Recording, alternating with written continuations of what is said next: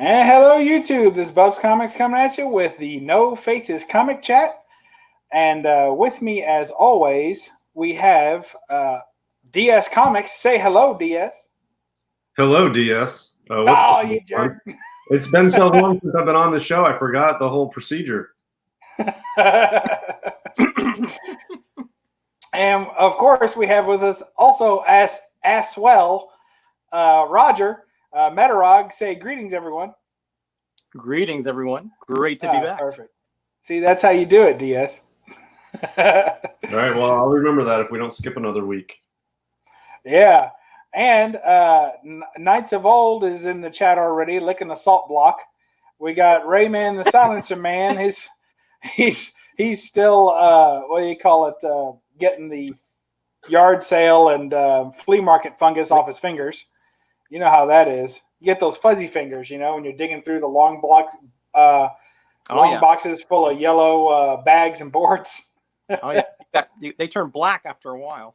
Oh yeah, I think that's just they start off yellow and they grow into black over time. Yeah. We got Werewolf by Lunchtime. Hello. Hopefully you'll be not going to work soon. Maybe you got the day off. We got Area 51 Mike. And we got Unruly Simeon in the house. Thank you all for being here as our early jumper-inners. I'm not sure if the StreamYard, I can never get to it myself. So does it promote it as coming up at 7 o'clock Eastern or whatever? Yes. Okay.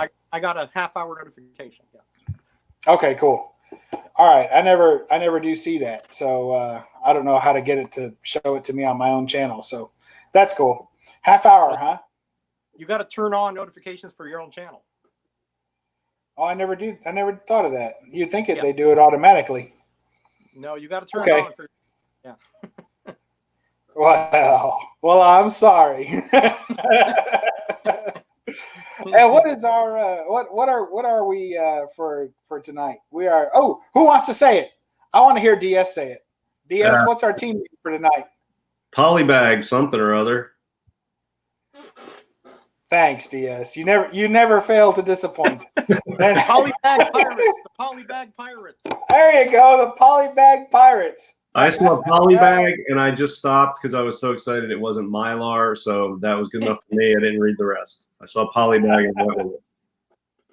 Love the Polybags. I'm in a very small minority with that, by the way, and I'm very happy to be there. I think you enjoy the minority, don't you? I always love to be in the minority because it's less crowded and it's just I don't know. You can't. What are people going to say about you if you're already in the minority? You're wrong. Yeah, I already know that everybody thinks that. You can't. You know what I mean? Yeah. Well, hey, look, Mike, Area 51 Mike is already doing my job for me, and he's telling us that next week we're going to be the Mylar Maniacs. Oh, man, right. Nice. So we like that. I will keep the Mylars that I receive books in, and I'll save them up during this upcoming week, and then I will cut them in half on the show next week. Oh, my. Just show us how much you hate them. Yep. Oh, man. You sure you don't you're not roommates with Knights of Old there, just licking salt blocks on your spare time? No, that's a different salt block. He likes Mylar.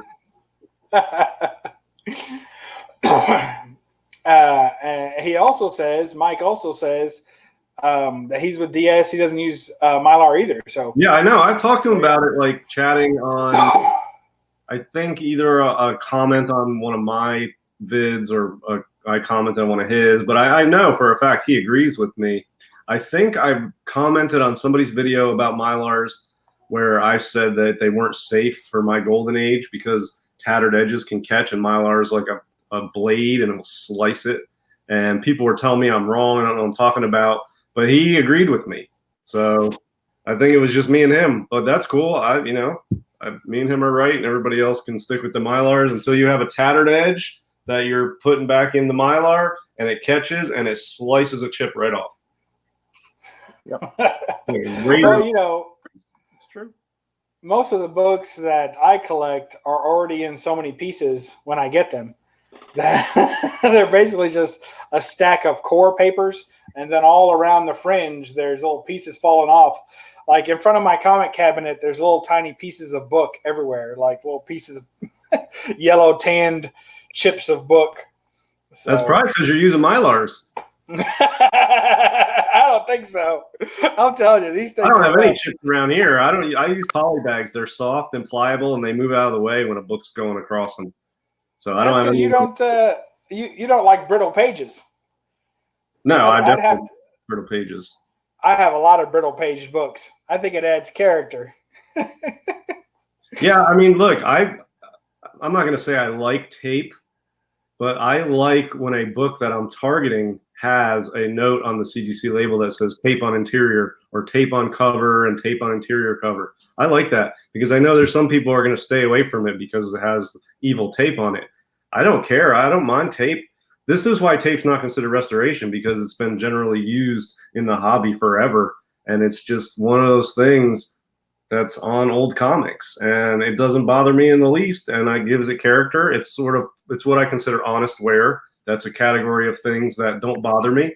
And tape is one of those things. My Smash Comics 3 that just got a grade on it today from CGC, they posted it. That has tape all the way down the spine on the outside and all the way on the inside along the spine too.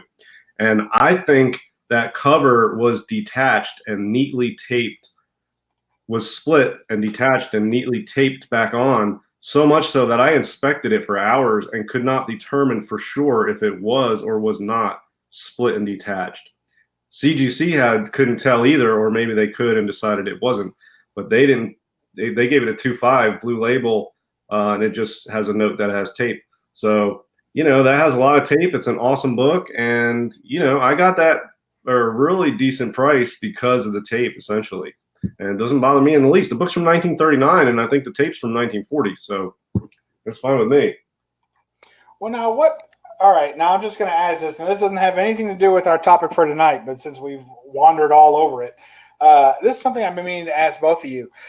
What type of tape? So my as we were just talking about, my collection is rough, tattered, and I wouldn't mind adding some tape to some of my covers to get them back together again. So in this day and age, what type of tape would you even get to add? Because I saw someone, was it Silver Age or Silver Haired Bronze Age babe put up a video, I don't know when it was, yesterday or today or something, where she had put some masking tape along the side edge of the comic, and when she was younger. Yeah. And I know I don't want that. So, so a lot of residue. Right. So what kind of tape is good to add to a cover to kind of keep it back together, especially if you're going to try to put it on the inside, so it's not so obvious? Well, shout out to Knights of Old, who doesn't mind collecting restored qualified timelies to shout out with double exclamation point, no tape.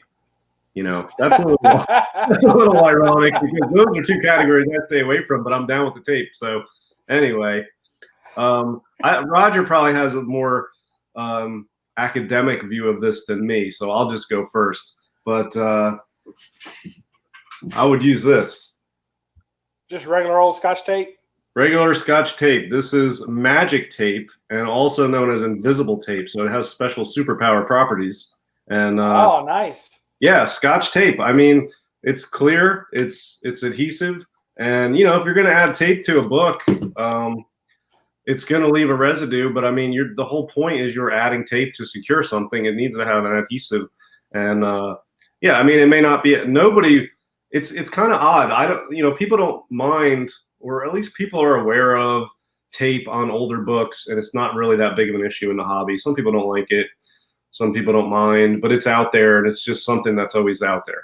But if you were to go and do a YouTube video where you picked up a modern and it had a tear and you taped it, you would get death threats galore. It would be like, somehow it's not allowed today, but it's grandfathered in as an acceptable thing from before. But if anybody living does it now, it's like the most horrible thing. I would just use Scotch tape. I've considered doing it. There was a book I sent to CGC that had a split spine from the top staple all the way down, and from the top down to the top staple, but the top staple was attached. So, I mean, it's almost completely gone.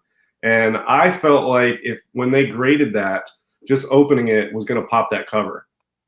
And I chose not to tape it, but I was very close to doing it. I had the tape out. I was examining it. I was preparing myself to where I'm going to put the tape, how far down, how do I want to do it vertically or horizontally across a couple places, just enough to hold it, because it's going to get a low grade anyway. I ultimately didn't do that. It stayed intact, and it got a 2.0, surprisingly, which I thought was a little high. But yeah, so I mean, in that case, if I would have used, it was like 50-50. I was on the fence, and I wouldn't have had a problem using tape on that. It's a rare instance that I would consider putting tape on a comic at this point, but there's a place for it. I think on an old book, if the only thing that's going to stop it from falling to pieces is a piece of tape, yeah, use the piece of tape. Why not? That's what I think. So perhaps Roger can bring a more intelligent word to the topic than just my ramblings. Go ahead, Roger. What do you think? I'm pretty much in the same boat as DS. When I was putting, my books are somewhat more well-loved than a lot of other people's, right? And especially square bounds, those things, since they have a razor's edge, they tear so easily, especially obviously at the top or the bottom, depending on how you handle them. So yeah, DS, I used Scotch invisible tape, just like you have there. And again, make sure you use the invisible and not the cloudier one, because that cloudier one has a lot more residue, and it's also it's like it just looks bad because you can tell there's tape on there. If you line up the tape, perpendicular to the cuts, you can kind of get away with it, and it doesn't look too bad. But yeah, and actually, this is the cloudy stay one. away for anything with a lot of tape residue. Yeah, and this is the cloudy one. I don't have the other one handy, but yeah, the invisible tape's the one I'm talking about. Right. Yeah, is that the cloudier one? Yeah, I mean, this is the one I use to put tape tabs on the back of my polybags. Yeah. It's easy to see, and it's actually less sticky. Some of the invisible tape, after a little while, a couple months or a couple years or whatever, it doesn't come off. You got to cut it. This doesn't stick as hard, and it's easier to see, and it's just easier to work with. I actually tried that poster tape that Bub recommended, and I think it sucks. But well, talk about it. It doesn't stick. All right, so that's the least adhesive, which is good if you're looking for that. The next step up, the next most adhesive thing is masking tape, and then the next step above that is blue painter's tape, and then the next thing above that is magic tape, and then the highest one is invisible tape, and then there's all kinds of other heavy adhesives. But that's sort of my tape. So you forgot tape? Plumbing tape. This is the one that you used? Yes, I bought that exact one after you recommended it, and I sent you a bill for the $2.50. I guess you didn't get it. That's a bunch of crap, man. Wait, I don't understand. What were you taping that it didn't hold? I was taping the back tabs here where I put tape on the polybags right here. Yeah. And it wouldn't stay. It wouldn't hold. It was just not. I like a pretty good adhesive for these tape tabs that I make. And that didn't do. Oh yeah. Well, I think if you're making the tape tabs, then you want a stronger tape, because every time you pull on that tab, it's going to pop off. The point of these is that if you put them on a book, it won't tape pull the book. Yeah, it would have been good if I had used that when I got that tape pull on that Schomburg Shark book a couple weeks ago. I would have thanked you, but I did not use that because I had since thrown out the poster tape. So whatever. So you sent me the bill. You could have at least returned the tape. Well, I bet you're one of those eBay buyers that goes out there and you complain about my shipping or packaging or something, and then you keep the book and demand a refund. I sent you the bill for it, and I taped the envelope closed with the poster tape. I guess it came loose during shipping and fell out. So that's why you didn't got it. Oh my! It's getting deep in here. I I've really missed you guys, because the obfuscation and the throwing mud is really just something to behold. We have well, we're glad that you're here. I love it. I really did. You know, I was fine Friday. Monday. When it was Monday, I was fine. I didn't really notice too much that we didn't have the chat. It was all good. I was busy anyway. But then, like Tuesday, I felt like something was missing, and I was like, "What's going on? You know, what did I forget? I felt like I forgot something." And then by Wednesday, I was like, "Hey, I missed my chat. When's the next one? Oh my gosh, not till next Monday." So I'm glad you guys are back. Glad to be back on the air. I know if it was DS's, if he had his way, we would always be on every month, no matter what. We'd be doing shows from like the hospital, you know, getting a catheter installed, and we're still filming, you know, showing books. So well, I would even do it when I was out of town. I don't, but that's because Mrs. DS always says, "Did you tell the guys you're not going to be able to do that show on Monday?" And I say, "No, I don't know." She's like, "No, you're not being able to do that show on Monday. We're going to be blah, blah, blah." And I'm like, all right. So that's usually when I try to let it get to the last minute and make sure there's no wiggle room for me. When there's not, I usually text you guys and say, I can't make it on Monday. So. But yeah, I think we interrupted Roger. I wanted to hear, we interrupted his talk about the tape. He had some invisible tape he was considering using, or maybe has. You did. I'm glad you brought it back into it. Yeah. Go on. Roger, it's your turn. Did we lose Roger? You still there, DS? I'm still here. Oh. Yeah. Roger. There you are. Go ahead, Roger. You guys are like breaking up on me, or am I breaking up on you? It's probably just sometimes when the internet goes in and out on your own place, other people's voices crack up. It's me. Okay, that's me. Yeah, but go ahead, Roger. Okay, sorry. Yep, go ahead. I didn't hear much of anything for a minute and a half, guys. So give me a quick recap. DS apologized for having halted your conversation on tape use and was wishing you to continue with his sincerest apologies. Okay. Or not. I heard sincerest apology. Yes, I interrupted you. I want to hear the rest of what you were talking about tape. You may or may not have taped some of your comics with invisible tape. I wanted to hear more of that.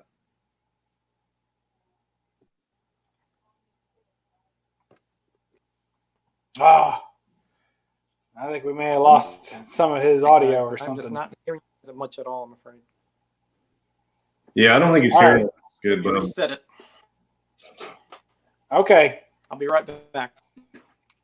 All right. So before he comes back, I'm trying to think if I've ever actually used tape on one of my own comics, and I think I probably did when I was probably like 10 or 11, maybe once or twice.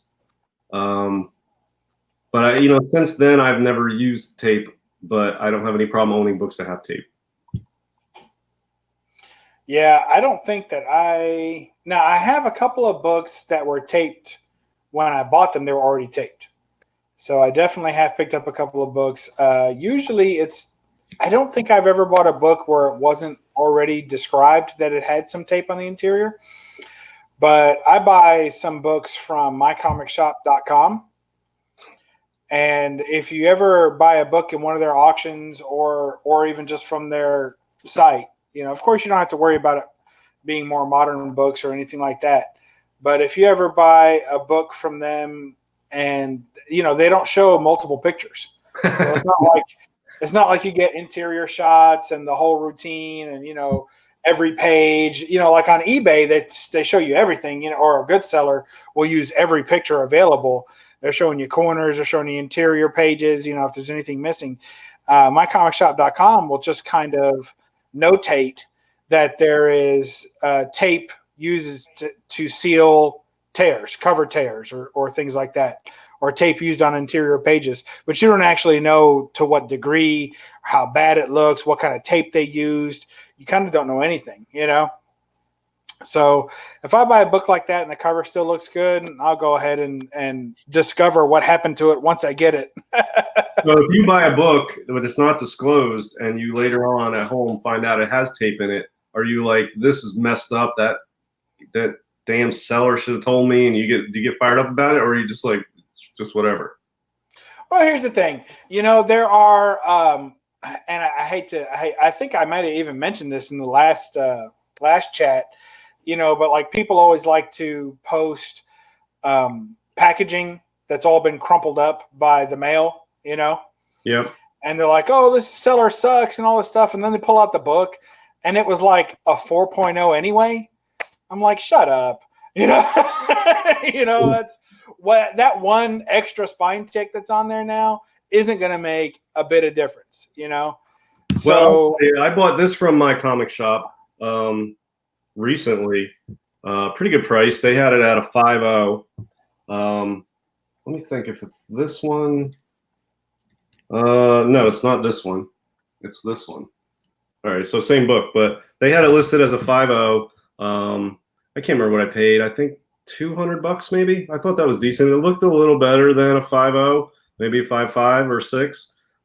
Yeah, and it's pretty solid. I'm pretty happy with it. They don't disclose everything, so I'm going through it, and I'll pull it out here and show you here.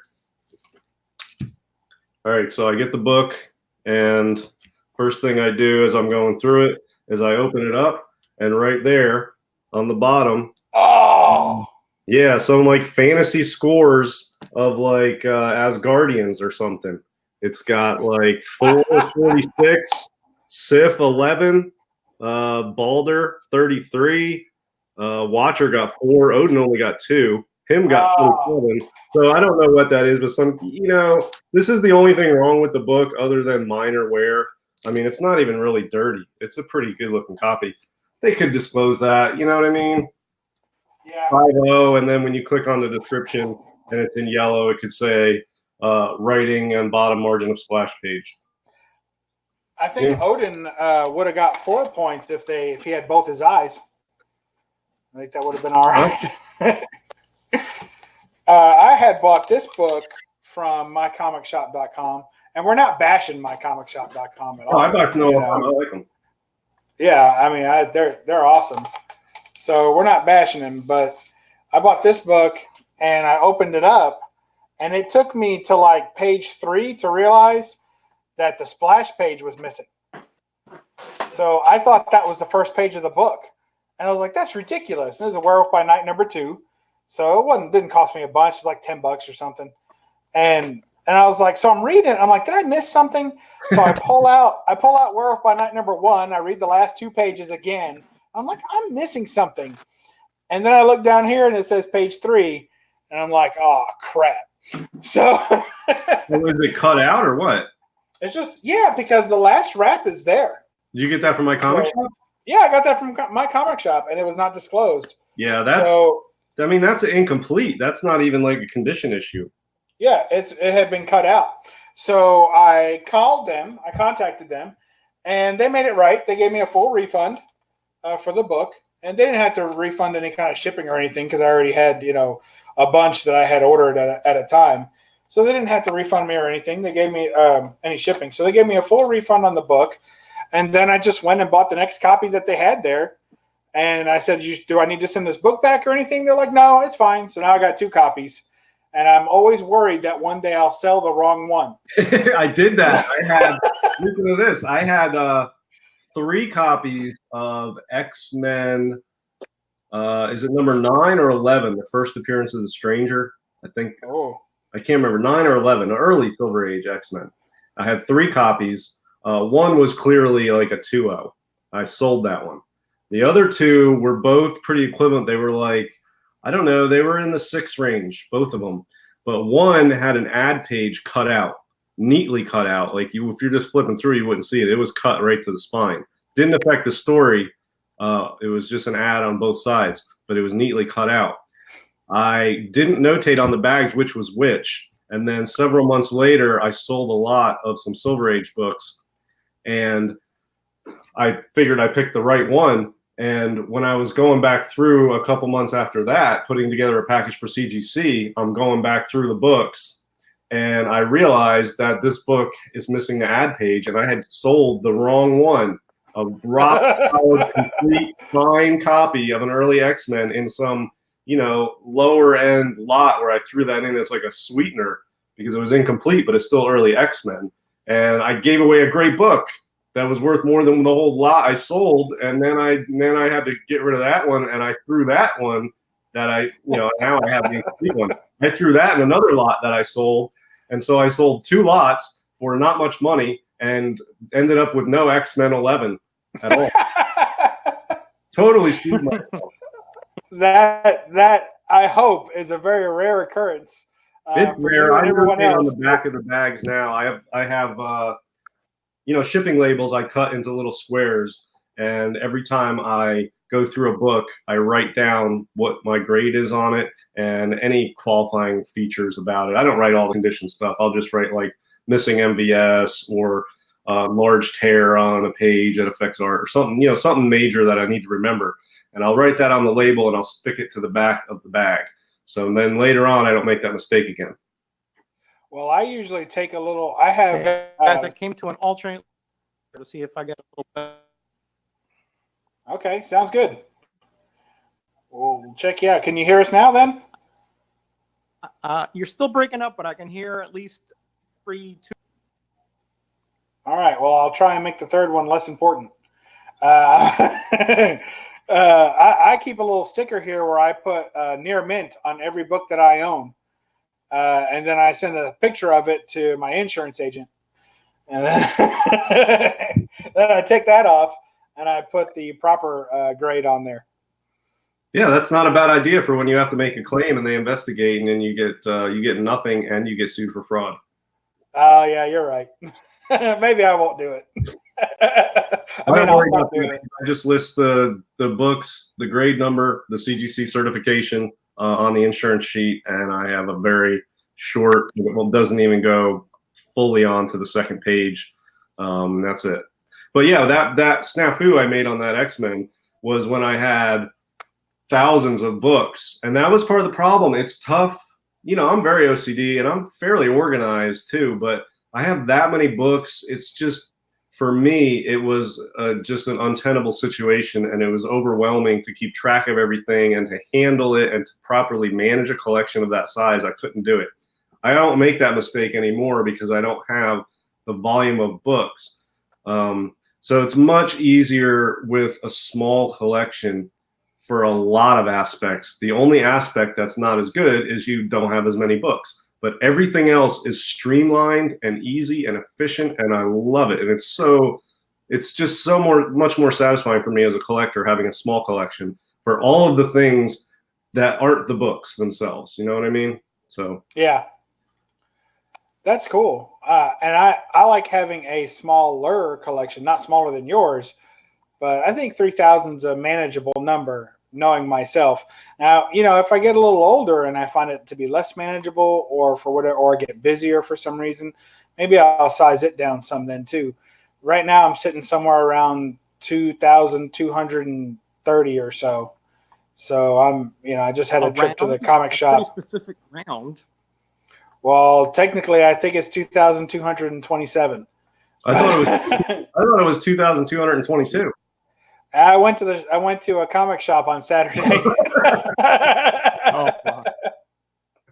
Oh boy. Well, I don't even know what mine's at. If I need to know what it's at, I can take 2 seconds and count the slabs. That's where I'm at. But I've got like 6 CGC boxes, and when they come back, it's going to more than double the size of my collection, pretty much. Not really, but it's going to be a huge influx of books that I have a little anxiety about having an overwhelming number of books to deal with here soon in another month or so. And it's not really that many books. I mean, it's going to be 60 extra slabs, and then I have a bunch of raws that came with some of the lots that I had, and I have some more books to send in or deliver to on-site at Baltimore. So I've got a little bit of stress because my collection now feels like it's getting a little out of control because I have a ton more books. But it's not really, but that's how I feel about it. Yeah. Were you going to say something, Roger? I couldn't tell you within 500 how much I have. It's somewhere south of 9,000, somewhere between 8,500 and 9,000. Man, that's a lot to be. That's a lot of gratitude in that cave. Yeah, but Roger, you've been collecting straight for like 40 years. That's, you know, that's sort of, I don't feel like naturally right about having thousands of books when I just got back into collecting like 5 or 6 years ago or whatever. To have that many books, I feel like it didn't organically happen. But if you started 40 years ago and just straight ended up with that many after 40 years, that's sort of a natural collection over many decades. And it doesn't seem as voluminous to me for your collection as it does for Bub having over 2,000. I think Bub has way too many. I don't think you do, oddly enough. Well, I think, you know, I like to collect some runs. So for me, if I took out my runs, then I would probably have, well, I know I would have a lot less. I mean, I have, as I've said a billion times, I have every volumized copy of Wolverine. So from Wolverine, you know, miniseries onto the Death of Wolverine.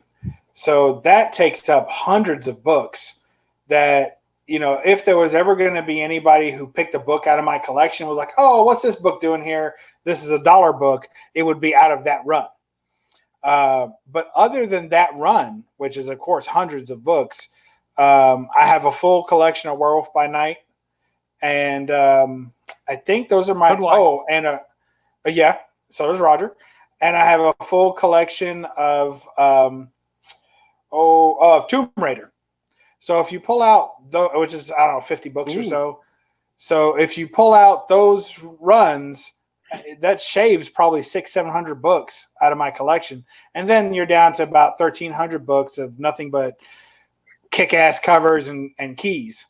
And, you know, I don't think that's too bad. I've been doing it. I've been back into collecting almost 2 years. Yeah, I mean, that's 1,000 books a year. Well, yeah, but it's not. It hasn't sustained. It's all relative. It's not sustaining that growth. Yeah, I know. I mean, compared to my goal is to have 100 books as a sort of ceiling, and it'll go slightly above, and I'll sell some and go back below and pick up new ones. But 100 is my target range for my number of books. I'm trying to keep at 100 books, and it's so manageable. It takes up no space. It's very easy to deal with, and essentially 75 to 80% of the books that I get or that pass through here are books that I'm selling.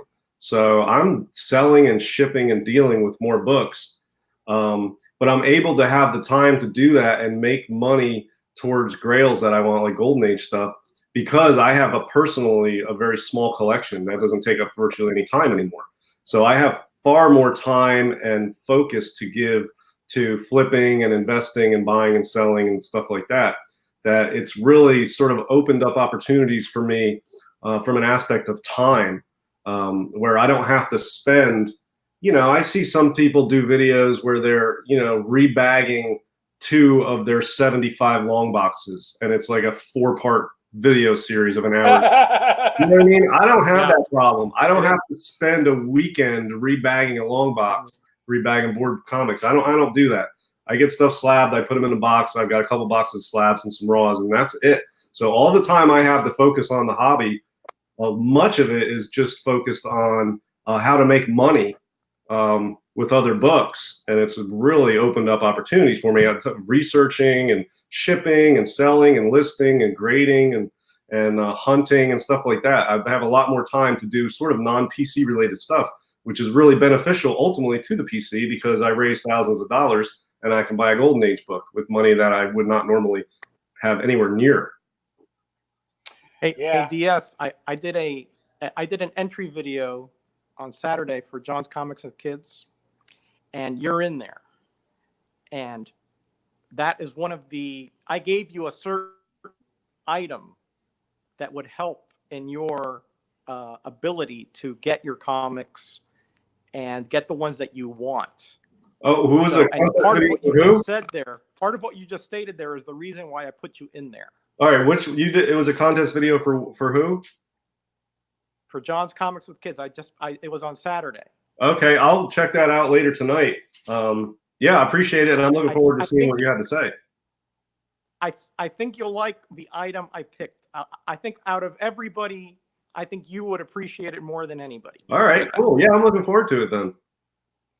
Yeah, I mean, I sort of feel guilty that I am not watching more videos that people are putting out, and that I'm not putting out videos myself lately. I haven't done a video in a while. I feel somewhat guilty about that. I'm trying to participate in a lot of the live shows that go on, but I mean, I've been spending my comic time practicing and working on my cleaning and pressing skills, and that takes time. I spent an hour cleaning one of these Thor 165s this week, and then I have one press. I'm very delicate with everything. I'm very organized. It takes time for me to clean and press these books, and then I have an organization. That was a key word you just used there. A key word, time. Yeah, so I mean that. Remember that. I'm probably mismanaging my time because I notice I seem to have a lot of time to deal with comic stuff, but I'm not spending a lot of it on watching or making YouTube videos. So I'm trying to figure out a way to just do more of that. But yeah, my PC is golden. I mean, I have very few books. They're slabbed mostly. Some are not. They're organized. And I got so many books out to CGC that when they come back, I'll have a lot of work to do selling most of them. But yeah, I don't know. A smaller collection leaves a lot of time for other stuff in the hobby that ultimately generates money for your PC. That's how I see it. But it's tough. You got to be able to get rid of Wolverine number 46. I mean, do you really need that, Bub? That yes. Bucks. Yes. Yeah. Wolverine 192. I don't know. I'm just saying, I had books. Wait, which one? Boxes, and I went through, and it's tedious to deal with it. And I finally got rid of them, and it's tough at first to get rid of stuff. And then the turning point was when I sold my Hulk 181, because that's a legit Grail level book, and that was tough to part with. And I wasn't sure it was going to be the right decision. But I was like, if I find this is the wrong decision, I can get another one. And when I got rid of it, it was the right one for you. Yeah, I'm not saying it's for everybody, but for me, when I got rid of that, it wasn't a sense of relief. It was a sense of accomplishment and excitement and opportunity. Right. And I'm like, hell yeah, look, now I can really do something totally. I have a lot of money to use for a Golden Age book. So I never looked back after that. I was a little tentative on all the sales up until that one, and when I let that go, the floodgates opened, and it's a whole new me and my collection. Hey, Bub, have we shouted out the chat in a while? I missed. No, we need to, but first I want to shout out DS. This is Wolverine 46. Yes, I need it. Absolutely. How could you not need this cover? It's amazing. It's got Sabretooth on there. You got Wolverine on there.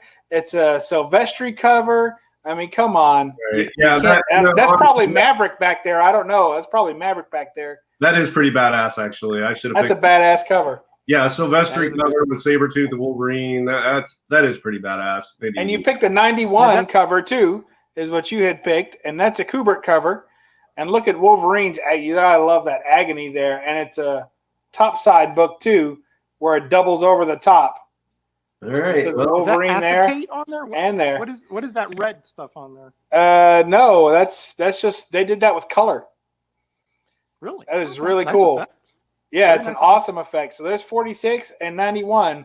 Yes, I need them. All right. Real bad. Yeah, I mean, some people do, and you do. And I'm not telling people who need the books or like to have the books to get rid of them. But if you find anything about the stuff I ramble about that makes sense, you try it. You won't be the only one in that camp. I have tried it, and if you feel like going down that path, I've been down that path, and it's really good for me. It might be good for somebody else. It's a struggle to get on the path, but once you're there, it pays dividends. Hey, I was at the shop Saturday because I let go of 153 books,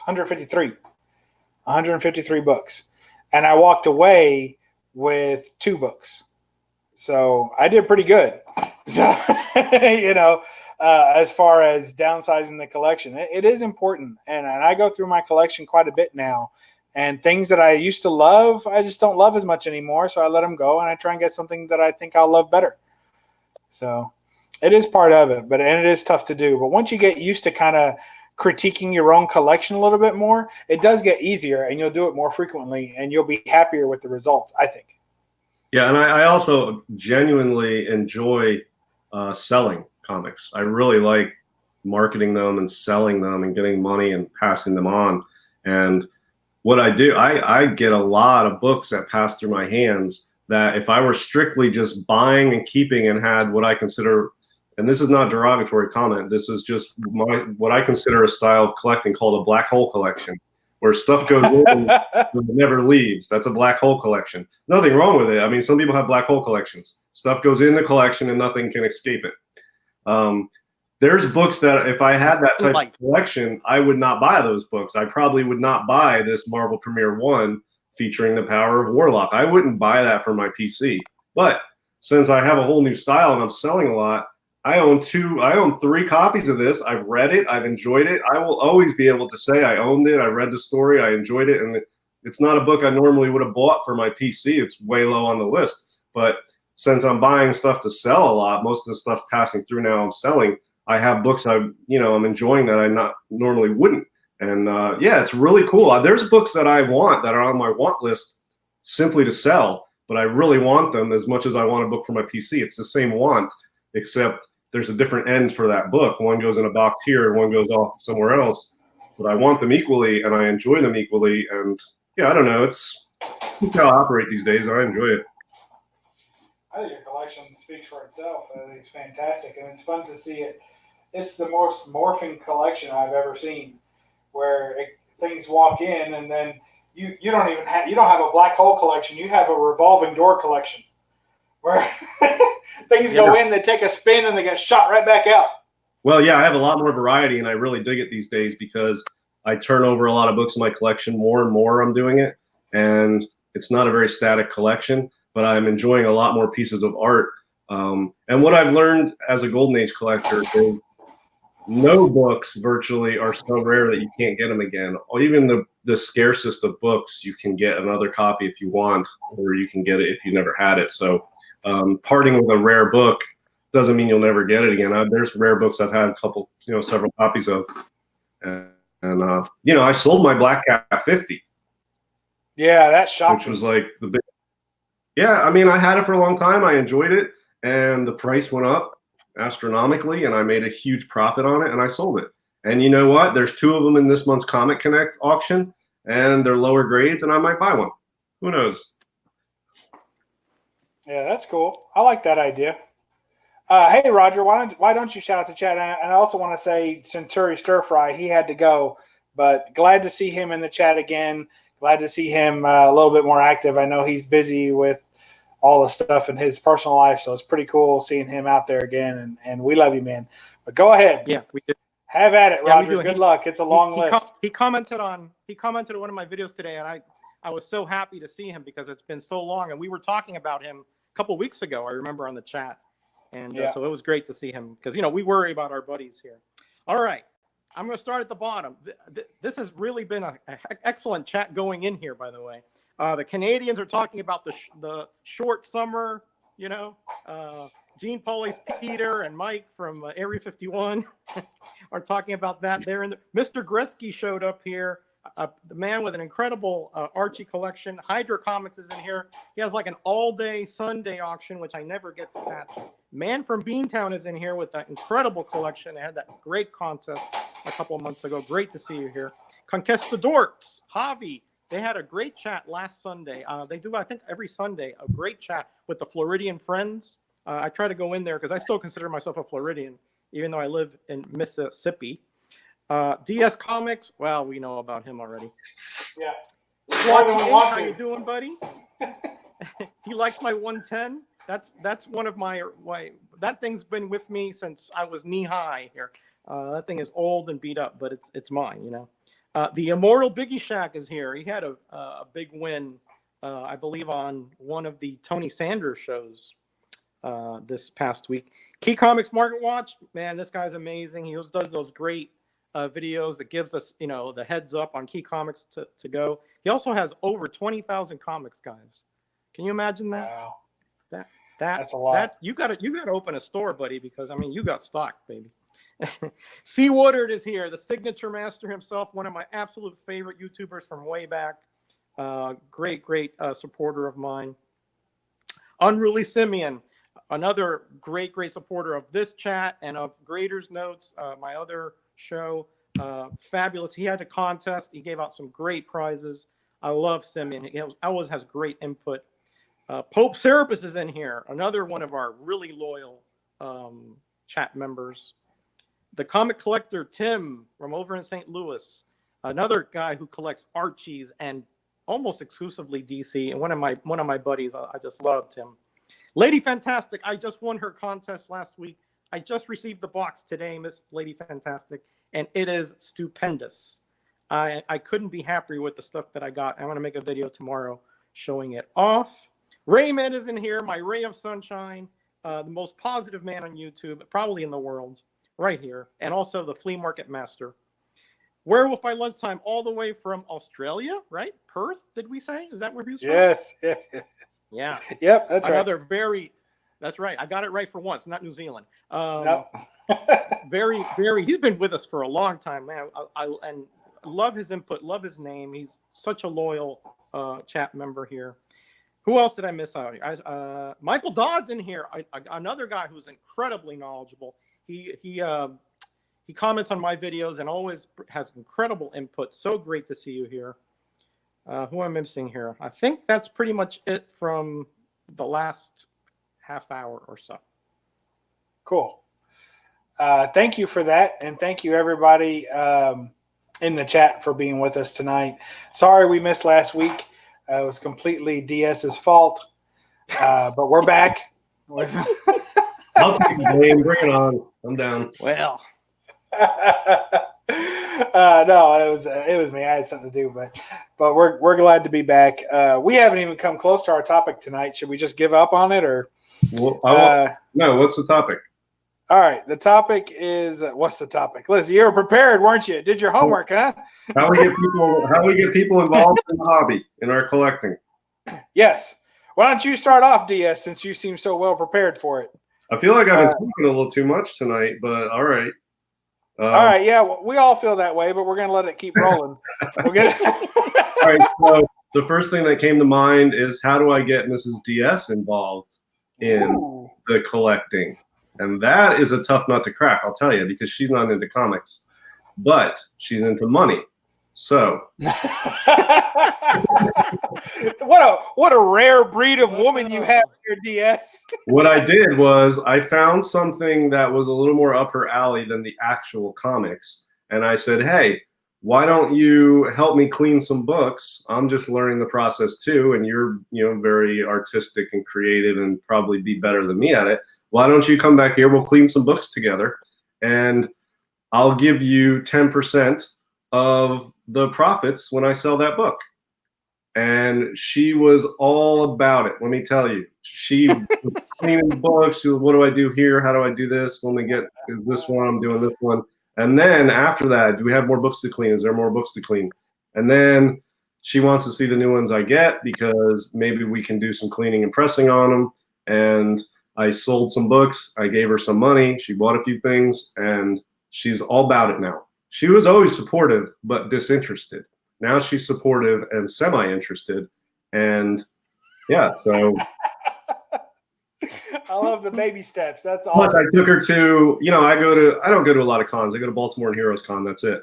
Last year in Baltimore, she went with me and I bought her some stuff. And she saw that it wasn't just, old dudes sitting, smoking a cigar, sitting at a table with a bunch of raw old books. And it was an exciting sort of pop culture phenomenon. It's more than just comic books. And she had a good time. I bought her some stuff and went out to eat and made a little event out of it. And then we went to Heroes Con, same deal. Bub, you were there. You saw she had a good time. And yeah, so little things like that, getting her involved in the stuff around the comics that's not sit down and read a comic book, which is not her thing. So there's a lot of aspects to this that can be interesting to somebody who's not into the comics themselves, like, you know, the working on the cleaning of them, the pressing, the curating of a collection, the money aspect, the events, the meeting people. So there's a lot more to comics than the comic books themselves, and that stuff's interesting to everyone. And if you get people interested in that stuff, you know, they will take some interest in the comic hobby because that stuff's part of it. Oh, that's a great idea. Very, very inventive to get her involved in that part. That's cool. I would never thought about that. Yeah, but I mean, all that's fine and dandy, but without the money, I think it falls flat on its face. But, you know, you throw some money at the problem and it usually goes away, and that's the case here. Without any of the money part of it for her, it's not interesting. But, yeah, you know. That's still fun, though. I mean, over time, it gets her involved. I like it. I think it's a great idea. It works. Yeah. I can't afford to split profits on my books. I usually only make about $2 to $5 per book. So, well, you heard her negotiate. At first, I told her I'd give her $10, and then she's like, "No, give me 20." And I was like, "Oh, jeez, counter offer." I only got a couple like old bronze books. They're not even worth more than 100. I can't give you 20. And she's like, "Give me 20 a book." And I'm like, "I'll give you 10. I'll give you $20 or 10% of these 2 books." And she opted for the 10%. And those are at CGC, and she can't wait for them to get back and see what they sell for. Oh, man. She's invested. And she got a little notebook, and she wrote down which books she worked on, which books she's vested in. I bet.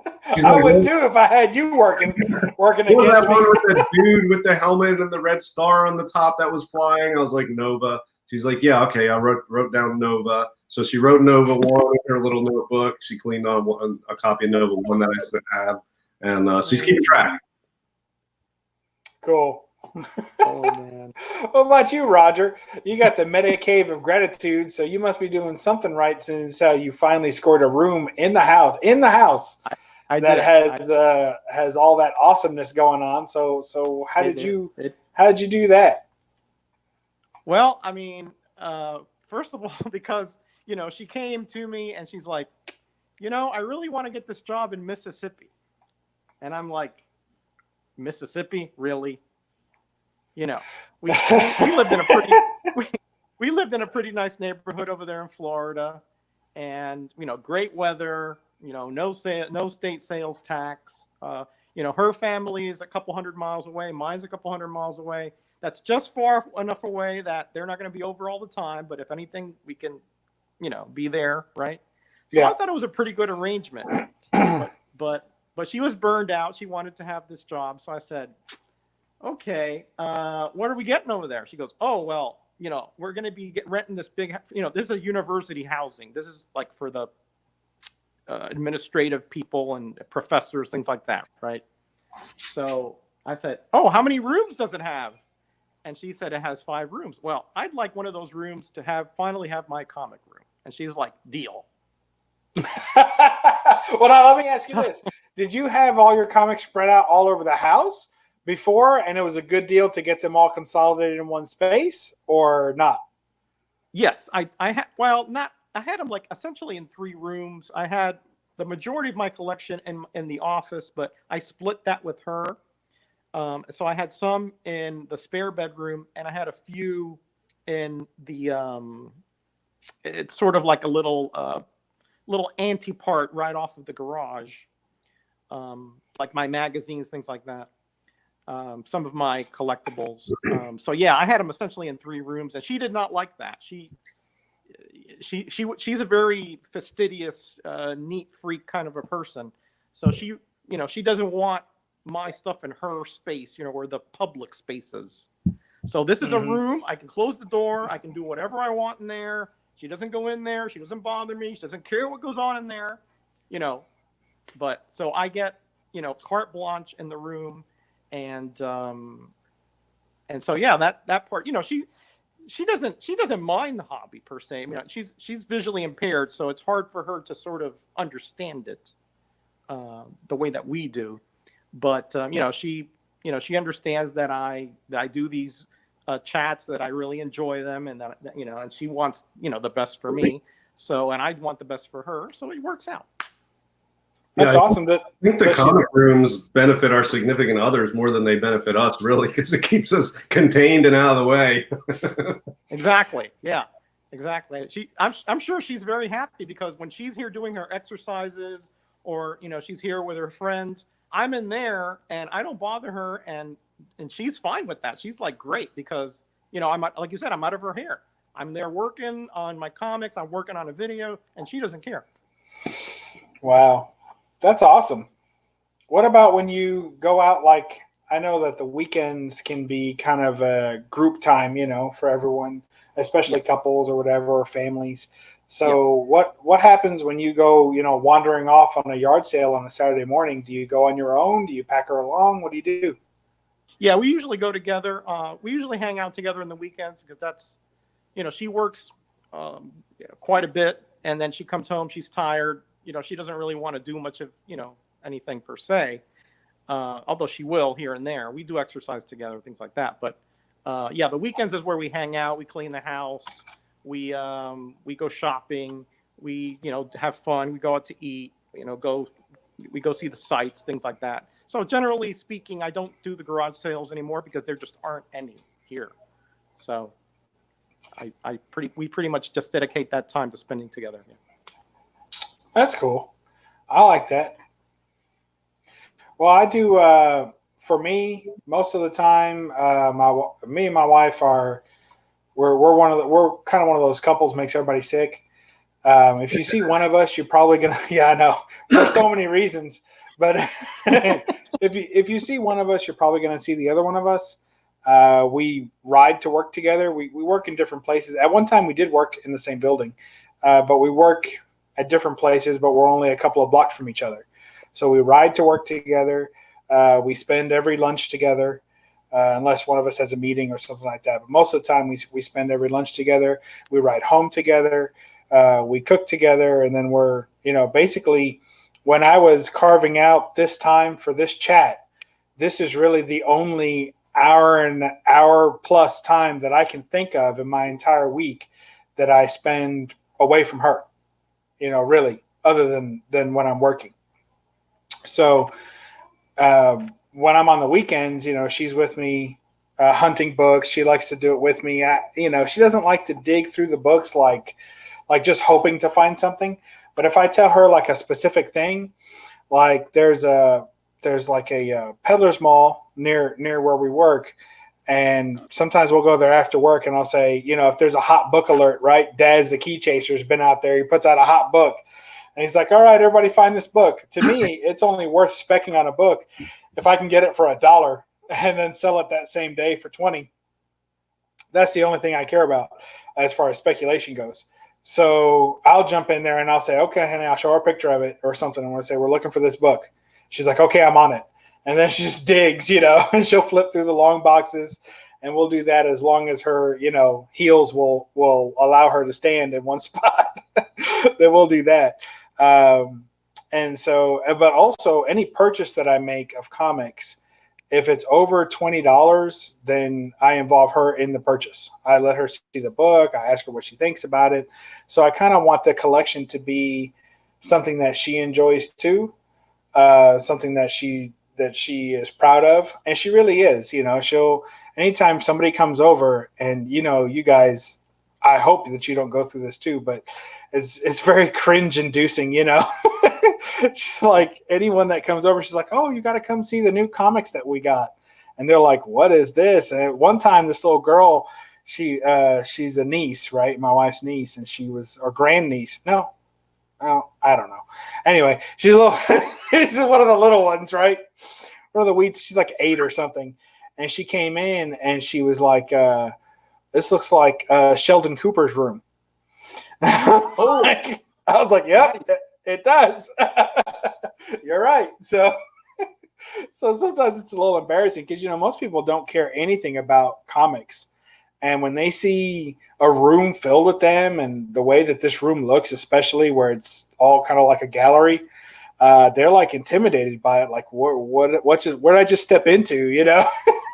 I'm like, there's not a bowl that says free candy or anything on it. So But but anyway, kind of a funny. I have a funny story in that regard, Bub. As I said, we're renting here, right?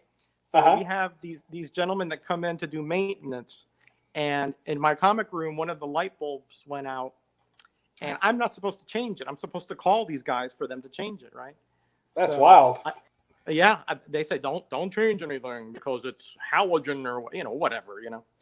So so I call them. It's a little thing on the internet. It's a little like you put in like a work order, right? And so the guy comes in there and he has his ladder. So I made space in the middle. There is space in the middle, but I took the chair out so he could reach the light and so forth. And he's looking around and he's like, "Is this a shop in here?" I was like, "No, this is my comic room." "This is amazing." And I'm like, "Well, thank you very much." He goes, "Can I bring my nephew over here next time I change?" I'm like, man. I guess if I'm here, I guess it'll be okay. Because I don't know if you've seen my video, but I have the 2 racks and I had at that time, I had a lot of my keys and I had a lot of the variants and I have the posters up and the pictures on the wall and things like that. So it does look kind of neat. And so he was just he asked, I had like a Luke Cage on there, number 1. So he asked me what is that one about? So I told him about the prisoner who was unjustly imprisoned and that he was part of an experiment to reduce his sentence and it ended up giving us a oh, that sounds awesome. So that was kind of cool. That's cool. I like that. I haven't had anyone come in and be like, wow, that's cool. In fact, I don't know if you guys have ever experienced this, but have you ever brought anybody over? And DS, you've got a little comic room now too. Have you ever brought anybody over that you thought would like it, like an older friend or someone? Like I have a friend that lives in Ohio. In fact, when I was up in Dayton the other week, I was going up there in part to see him. And he comes down often, but it's the first time getting up there. But anyway, like I showed him, I've been friends with this guy for like 10 years. So I brought him into the comic room, and he was like, okay, what am I looking at? I'm like, these are comics. This is kind of what I'm into right now, and it's what I'm collecting. And he just didn't get it at all. Like no part of that was anything that he was interested in anyway whatsoever. Just looked like a bunch of waste of money to him, didn't get it. And this guy, he invests in things. And I tried to explain, well, this book's kind of an investment and it could be worth that. He was like, if it's worth that much, just trade it in and buy silver and gold. What are you doing? I was like, I give up. But yeah, he wasn't into it at all. You guys ever had that? Have you ever brought somebody over and thought they might like it and they're just like, whatever? Yeah, I've had that happen. I've had one other person ever in my comic room, and Mrs. DS is totally unimpressed with it. So yeah, that's happened. Yeah, no, I don't ever let anybody in this room ever, except for her, and she doesn't really ever want to come in here anyway. And yeah, I'm not interested in inviting people over to see it. It's sort of private to me. I don't, other than I post on Instagram or I'm on YouTube, but the actual comic room is sort of off limits to everyone. But I mean, if one of you visited, yeah, we would definitely be in here checking stuff out, going over it. And yeah, but that's different. But, I feel like outside of the people that I know in the community from YouTube or some Instagrammers, the other people I know in my life are not into comics. I'm not trying to get them into comics. I'm not trying to show them my room. And yeah, so I don't really bring anyone in here. Yeah, that's just how I keep it to myself, other than YouTube and Instagram and Mrs. DS. So I'm very private about my collection. Well, I used to feel that way. And then Silver Age Dave had put out a video about people knowing him as the guy that collects comics, and that comics were finding him because people knew of him. And whenever they thought of comics, they thought of him. And I figure, he's far enough away from me that he shouldn't have that rep in my town. So so I started thinking, other than the comic shops, and how intimidating it can be to walk into a comic shop for people who don't collect, then I was thinking, well, I wonder if I could be that guy. If whenever someone thinks of comics, I want them to think of me. And so in my office at work, I started displaying comics. And DS, you've seen my little like golden age wall that I put up. Yeah. And I have comics all around. I have reprints of various comics, especially it's a safe office, but just in case, I'm not going to bring anything over like $25-$30 value in there. Each comic is going to be low value relatively to the collecting. Of course, you show that to somebody else. You're like, this comic costs $20. They're like, what? $20? But still, the idea being that I kind of wanted to see if I could be known as that comic guy. So far, and I've been doing it for about a year, and so far only one person has ever brought me a collection to look through, and it was all 90s Superman. And it didn't even have the death of Superman in there. like nothing. It was really trash. And I was like, okay, but still it worked.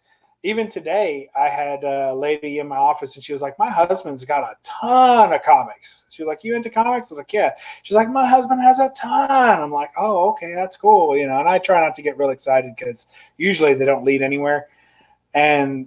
But she was like, yeah, he's got this $1 comics, and he's really into, she said, Spawn. I said, oh, damn. I'm like, no. He's like, yes, he's really into Spawn. He even has the first Spawn, she said. He's got like 20 or 30 of them, like 20 or 30 Spawn comics, and even has the number 1. I was like, oh, that's cool. All right. And it is, that he even has any. But here I was getting excited thinking this guy's got long box after long box of who knows what. He's got like half a short box, not even. Well, I'll tell you, like, unless you're big time and you've got a lot of connections, which just takes time to cultivate, people know that I buy and sell comics.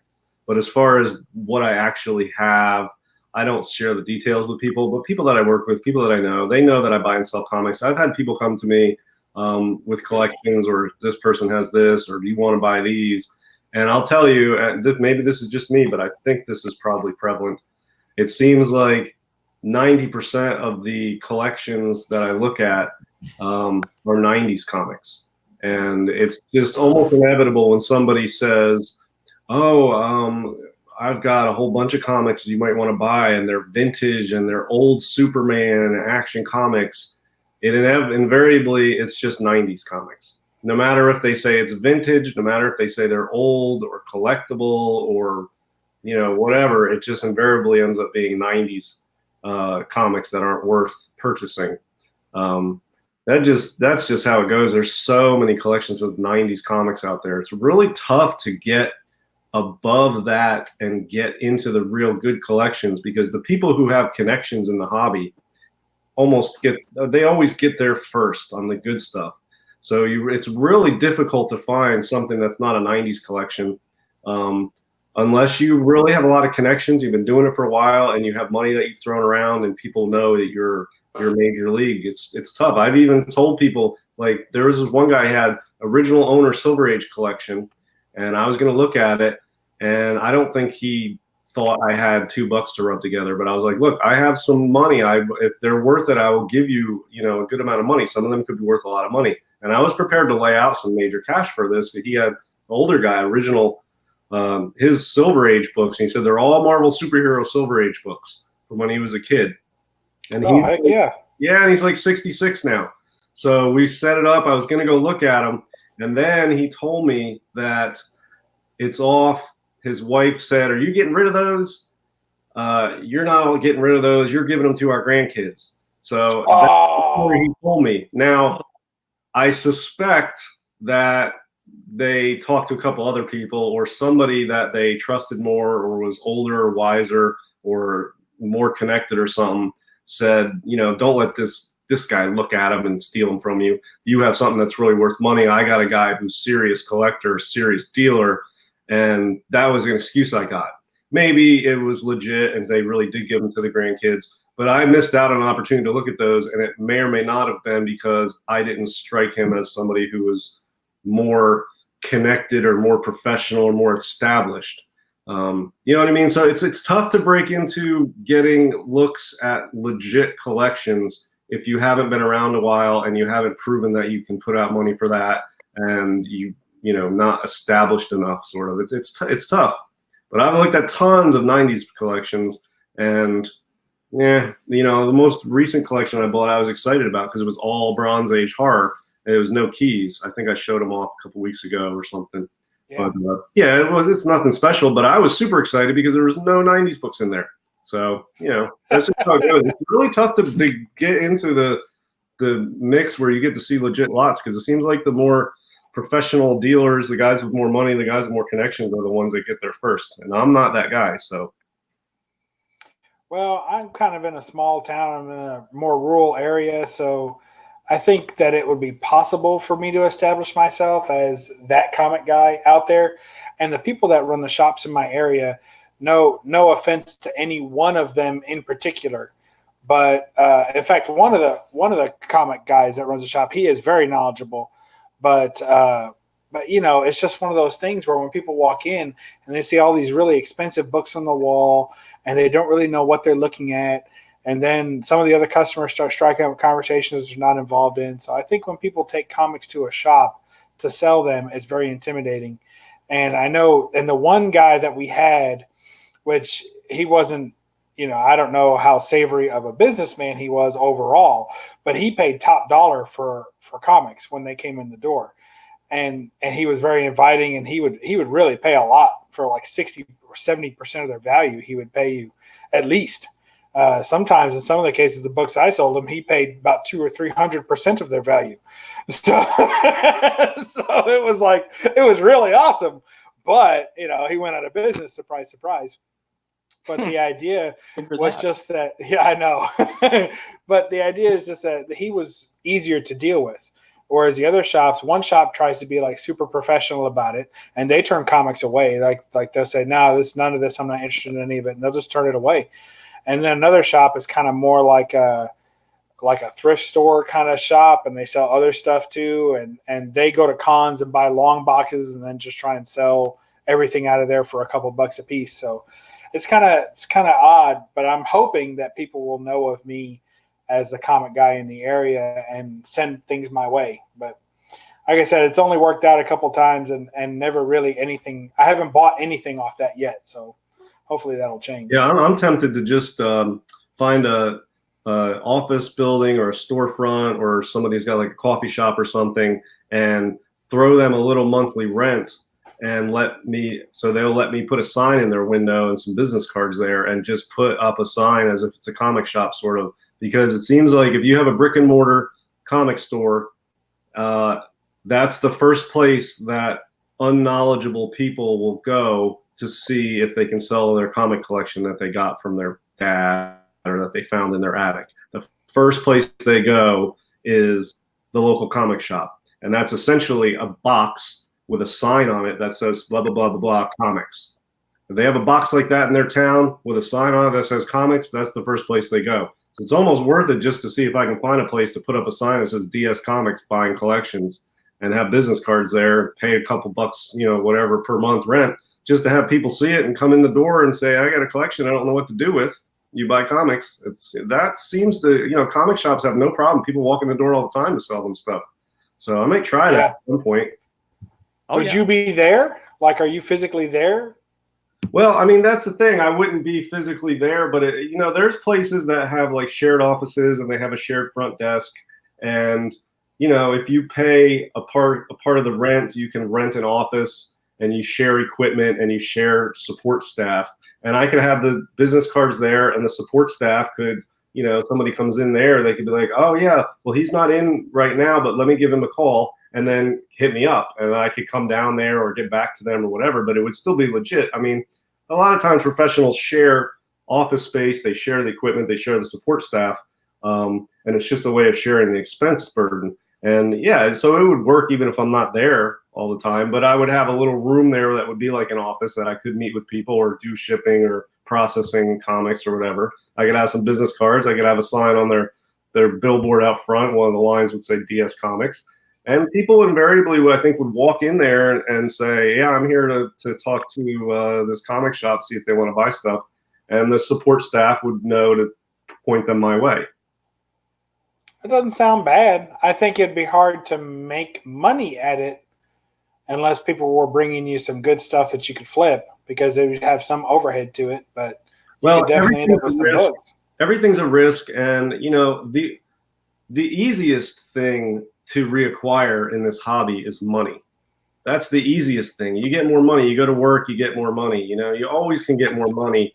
You may not have as much as other people, or you have more than some others, or whatever. But money is the easiest thing. And if I'm going to take a risk with something, I'd rather take it with money. And it might not work out. So what? What happened? I spent some money. Big deal. I mean, so what? I spend money on stupid crap all the time. At least this would be trying something productive. You know what I mean? So, you got to take a risk. And I think for, a couple $100 a month or something, it would be worth it, I think. And, after 6 months, if it didn't seem like it had any spark of productivity, then I would give it up or maybe tweak it or try something else. But, you got to take a risk. And if you're risking money only, I mean, you're in good shape. You really stand nothing to lose except something that's easily reacquired. So that's how I feel about it. That's fair. What about you, Roger? You thinking of setting out a permanent yard sale table and keeping it running out? They're not there. I mean, I've only gone in the 7 months I've been here. I've only seen comics in one sale, and I've gone to pretty much all of them. So it's not really worth my time to do something like that. It's just not. There's just not a lot of comics around here. There is a shop here, by the way. Nice. But it's the only one within like a 50-mile radius. But as far as like when I'm in Florida, I used to find 2-3 a month sales with comics. So I think it would just be a waste of my time to do that. I am going to. There's a convention next month here where I live, and I'm going to go there, and maybe I'll make some contacts there. But nice. Yeah, I haven't been to it before, obviously, because I only moved in January and it's in September. So I don't know if this is going to be just a mom and pop convention or what. It was $20 for the whole weekend. So I got an advance ticket, and I figured I'll roll the dice. Does that include unlimited bathroom breaks? I hope so, because I don't want to take one of those bottles, So. That's awesome. They have, I always talk about these peddlers malls, but that's basically what DS is describing. It's kind of a flea market where no one is behind their table or their booth. And there's just table after table, and every table has a number. And then, you come to a table and there'll be long boxes on the table, and then you go and you pick up a comic, and every comic on the table is $1. And it has a sign that with the guy's phone number, and he says, I buy comics, I sell comics. If you want a better deal, like you want to buy in bulk, call me, and we'll work something out. So yeah, another thing I was thinking, sort of similar to that, is I may at some point in the next year go set up at a con as a dealer, and what I'll do is I'll bring some of my personal big books and I'll put ungodly high prices on them so they won't sell, but I will look like somebody who buys legit collections. Do you know what I mean? They'll see the books I have for sale, and word might get around in that area where that con is, and I might do a smaller circuit or something that, hey, this guy buys legit stuff. Did you see the stuff he has for sale? I mean, this guy must have money to buy legit stuff. And then I might get in over my head, but who knows? I mean, that's another thing to think about. And, if somebody does pay one of my prices on my books, yeah, so what? I sell my stuff all the time anyway. So I feel like that might be worthwhile, and it'd be fun. And I would get a dealer pass, and I can get in the con early and get some good deals anyway. So yeah, I mean, I'm gonna try some new things like outside the box. I'm not just gonna sit around and save up money and buy off eBay and put it in my short boxes. I'm not gonna do that anymore. I'm gonna try some different creative things. But I feel like it might be worthwhile, or at least fun, to try these things, because I'm not as attached to a lot of the books I have. I'm willing to move stuff and make deals and buy and sell, that I feel like if I'm not going to get in over my head by trying any of these things, because I'm willing to do what needs to be done. I'll sell some big books. I'll buy some big books. I'll do, I already am doing slabbing and cleaning and pressing and buying and selling. and I've got what it takes other than the experience. I mean, I'm going to try some of this stuff and see what happens. I think that'd be fun. I think didn't we have we had Gills 311 on the show one time. It's been a long time now, and he was talking about how he decided to expand his search for comics, and it worked out for him. He had a huge haul, and he's had a bunch of hauls since then. And I think the bulk of his strategy is just putting out newspaper ads and basically literally advertising that he buys comics and waiting for people to contact him. And then, like you said, you got to be willing to do the drive. If you put an ad out to some place that's 100 miles away, when that phone call hits, you got to drive 100 miles, and you might be driving 100 miles for a box of 90s crap. But that's what you got to do.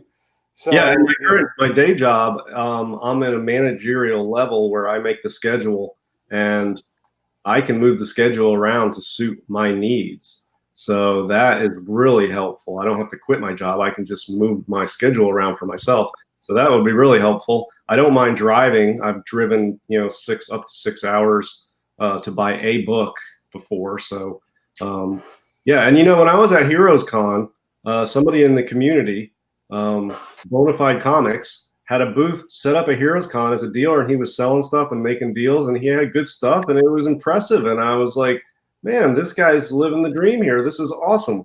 And I was like, why can't I do this? And I don't have the first clue of how to do that. But, he's got similar stuff to what I would have, and he's there, and he's legit. And I'm like, man, maybe I'll give it a shot. So in some respects, he's sort of, I've been thinking about this, but at Heroes Con, he's doing it, and he recognized me. I didn't recognize him when we started talking. Yeah, and he had a booth as a dealer, and he had legit stuff, and he had the racks there and all the, the background type support stuff you need to go to a con, and he was doing the whole thing, and it was totally legit and good, and he had good stuff. So, yeah, why not try something like that? Yeah, I don't know. I'm thinking about just trying different things here and there, and if all I have to risk is money, then I think it's going to be pretty easy to try and fail and not be miserable about it. Yeah, I know what you mean. I like that idea. Maybe I'll just take every book I have in my room down, put it up at the con, double the price of it, and then if it does sell, I won't feel bad about it because I got good money for it, and if it doesn't sell, then I get to bring it home and I still win. That's not bad. Oh, cool. All right, guys, it's getting late. We all talked about one way we keep everyone in our life happy with our collecting is by keeping these under 100 minutes or so, but we didn't make it today. So, thanks DS Comics, of course, and thanks Metarog for being with me as always. Love the chat. Glad we're back. It's been a long week without you. And thank you to everybody in the chat. It's been real lively tonight. I think we were consistently around the 25 to 30 watcher range. So that's pretty cool. So glad to have you all here and enjoying. And for all people who get to listen to this during your runs and your walks and all that kind of stuff, we appreciate you catching it on the rewind too. So DS, you want to say your goodbyes? Yeah, really glad to be back on the show after missing it last week. It was a tough 2 weeks to go without hanging out with you guys. Yeah, and we have some regulars in the chat, and it's really becoming really good every week, and it has been for a while. And yeah, everybody do your homework, and we'll see you next week. Thank you, Diaz. Go ahead, Roger. Yeah, for me, it's been even longer because I remember I was out the previous week, so it's been almost 3 weeks for me. So yeah, I'm having major withdrawals up till today. So I'm very, very happy to be back in the groove. Even my wife was like, she was like, you're not feeling too good. I go, yeah, I'm a little down. Last Tuesday, because it's been 2 weeks, at that point. So thanks for having. I mean, I know the StreamYard is a little different. I'm gonna have to get this phone thing figured out so I can hear you guys well, and I can get it so that I can actually, show a better picture than this here with this terrible lighting. So I'll get that worked out this week. So thanks, guys, for sticking up for me and staying in here during this really terrible looking portrayal of comics. But I'll be back next week, and everybody, the score. Be back. Be blessed and be back again. Thanks, Roger. And this is BUB'S Comics signing off, saying thank you, everyone, for being with us, and we'll catch you next week on the No Faces Comic Chat. Read a comic. Thanks. Bye.